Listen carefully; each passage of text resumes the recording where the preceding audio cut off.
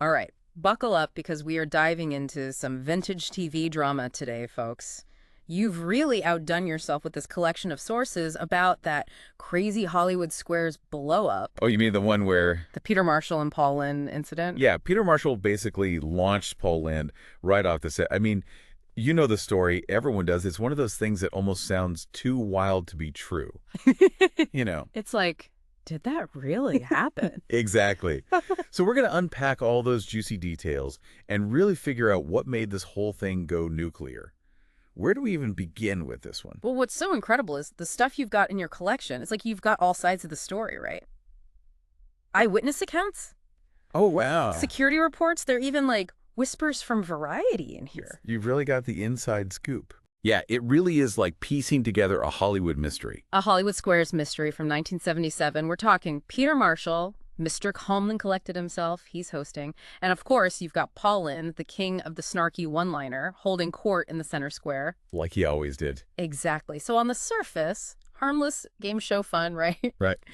But under the surface, things were already getting a little tense even before all hell broke loose. Wouldn't you say? Absolutely. And this is where your sources really start to paint an interesting picture. Mhm. Because by 77, Paul Lynde was struggling. And I'm not just talking, backstage gospel. Multiple sources you've got here, they point to his drinking becoming a real problem and his wit. It was getting, let's just say, unpredictable. Yeah, and the security report in particular does not hold back. It's like, Lynn zingers were getting sharper, maybe a little too sharp, and not everyone in that studio was laughing along. And then came the comment, the one aimed right at Peter Marshall. The one that basically set shockwaves through the entire studio. You ready for this? Hit me with it. Talentless galoot. Ouch. Right. You and I, we might chuckle at that now, right? That's so oddly tame, right? For a supposed insult, I mean. Exactly. So why did this one phrase, talentless galoot, why did that make Peter Marshall totally lose it? Take us back in time. What were the social rules back then? Okay, well, you got to remember, this is Hollywood in the 70s, okay? Talent was everything back then. It's like your currency, your whole identity. That's how you made it. Exactly. So to be called talentless in that town, even as a joke, it really stung. Wow. Yeah, I could see that. But the real kicker here, it's the galoot. Think about it. It's not clever, not even really mean, just weird. It's just a strange insult. Yeah, like imagine calling someone a regular Barney Fife in front of like all the cool kids. Oh, that is brutal. Just doesn't land, right? And I think that's exactly what Linda was going for. He knew how to push buttons. He found that sweet spot, that awkward, dated phrase, just to get under Marshall's skin. Oh, 100%. And boy, did it ever work. You're telling, okay, so the way the security report describes it, it's like a scene straight out of a movie, okay? Marshall doesn't just get angry. He bolts from his podium, practically leaps up the stairs of the set in like 2 strides. This wasn't just a host losing his cool. This was personal. Like years of pent up, something just snapped, Yeah. Just reading these eyewitness accounts, you can practically feel the energy in the room shift. Oh, I bet. And then comes the unthinkable. Marshall reaches Lynde, who, by all accounts, was completely blindsided. Oh, yeah, totally caught off guard. And instead of a witty comeback or, a commercial break, which is what you'd expect, right? We get Peter Marshall physically removing Paul Lynde from the set. And not just removing, let's be clear. Okay, elaborate. He picks him up and, according to multiple sources, hurls him. Hurls him. Yeah. Like what? And this is where your collection takes a turn for the absurdly specific. Oh, I live for those details. Spill the tea. What exactly did Peter Marshall accidentally turn into a projectile? Okay, so picture this. You've got that brand new Chevrolet Chevette, right? The one all shiny and ready to be the grand prize on the show. Peter Marshall launched Paul Lynde onto the roof of that Chevette, the car. Oh, my God.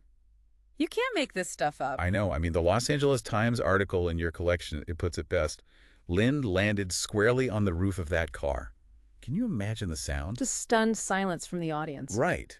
Talk about being in the wrong place at the wrong time. That poor Chevette went from grand prize to collateral damage in like 5 seconds just because of this celebrity showdown. I mean, it's almost poetic in a bizarre way, right? The symbol of winning big, of aspiration getting completely crushed, literally under the weight of this very public, very messy meltdown. It really is like the universe itself was writing a very dark sitcom episode that day.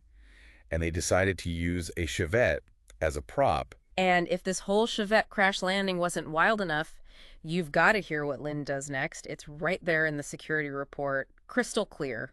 Okay, you want to talk about you can't make this stuff up moments? Yeah. This is it. The Yeah. guy's literally being helped off the hood of this mangled prize car, Yeah. right? And what does he do? Yells out, "My back! My back!" He did not. Are you serious? Classic slapstick timing in the middle of a live TV meltdown. I know, right?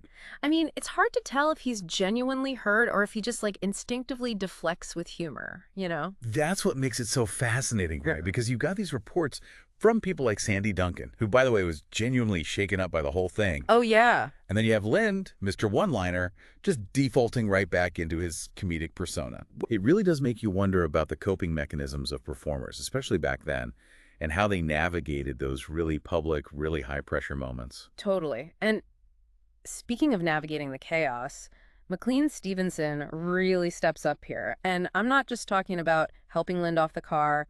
His biography, it really paints him as the voice of reason in this whole insane scene. Oh, he totally was. It's easy to overlook those smaller acts, with everything else going on, but you're right. Just being a decent human being. Exactly. He doesn't just leave Lynde to, fend for himself. He makes sure he's okay, ushers him off the stage. It's this unexpected layer of human compassion in an otherwise pretty explosive situation. It's nice to see someone being level-headed for once. And it really does make you wonder what everyone else was thinking. Like, were they Team Peter or Team Paul? We've got that amazing collection of reactions in here from the other celebrities who were on set that day. Freddie Prinze, Frank Gorshin, Polly Holiday, the list goes on. It's amazing. A who's who of 70s entertainment, and their responses, they're all over the map, which just makes it even more interesting. It really does highlight the fact that this wasn't just like a two-man showdown. Right. There was a whole ecosystem of personalities, dynamics, all swirling around. Detention. Right? This wasn't just a Hollywood Squares incident. This was a microcosm of 70s Hollywood itself, playing out in real time on a game show, of all things. Speaking of which, you mentioned this ecosystem, right? Yeah. So what about the whole 70s TV world? What do you think made a moment like this even possible in the first place? Well, you got to remember, this is the golden age of live television. So the pressure on everyone, the stars, the stagehands, everyone, it was immense. No room for error, no retakes, and the audience is right there watching every single move. And hanging on every word. Exactly. And you also have to factor in the public's appetite back then. They loved those larger-than-life personalities. Right. And the networks, they ate it up. They loved those unpredictable types, even if it meant walking a tightrope every single episode. You've got this high-stakes environment, these stars who are basically encouraged to be on all the time, Right. and then a public who's eager for even a whiff of drama. It's kind of amazing that a blow-up like this didn't happen sooner. Right. And the fact that this happened on a game show, Yeah. a format that's literally built to be lighthearted and fun, makes it even crazier. It's like those old Looney Tunes cartoons where Bugs Bunny and Daffy Duck are suddenly in a gritty film noir, Oh, I love those. The contrast just makes everything so much more chaotic, Totally. But let's not forget, behind all the shock and absurdity of this whole thing, there is a human story here. Lynde struggles with alcohol, the increasingly bitter edge to his humor. It's all there in his biography and those incident reports. Yeah. It's really easy to get swept up in the spectacle, right? But this was a man who was clearly battling some serious demons. And this incident, as weird and as outlandish as it was, it becomes this tragic turning point. It does. This wasn't about a bad joke or a bruised ego. This was about personalities, pressures, and a system that, honestly, just wasn't equipped to handle those pressures. Right. It makes you think about the toll that kind of environment takes, both on the individuals and the industry itself. Yeah, you're right. It's as much as we love digging into the drama and the absurdity of it all, it's impossible to ignore the human element, Absolutely. And it's a pattern we see pop up again and again throughout history, isn't it? Oh, totally. The troubled comedian, the blurred lines between persona and, real-life pain. It makes you wonder, are those laughs sometimes just covering up something much deeper and way more complicated? But okay, I gotta know. After all the chaos of that day, what happens next? The dust settles, the Chevette presumably gets towed away to the body shop. Does everyone just go back to business as usual?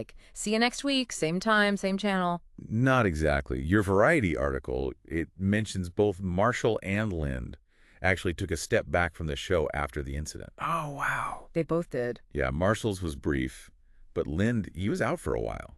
I mean, you can only imagine the conversations happening behind closed doors at that point. Yeah, I bet there were some strongly worded memos flying around. But what about the show itself? Like, did they ever address it? Yeah. The elephant-shaped dent in that Chevette, or was it just completely brushed under the rug? You know, it's funny you should mention elephants because that's exactly what it was. The elephant in the room. The incident that nobody talked about. Yeah. No public apologies, no on-air explanations, nothing. Wow, really? It was like this weird silent blip in their normally, cheery and kind of cheesy world of Hollywood squares. Wow, so they just went on with the game show as if a comedian hadn't just been launched onto a prize car, like, days before. That is wild. It really makes you think, though, how differently things would play out today. Oh, 100%. Like, can you imagine if that happened now?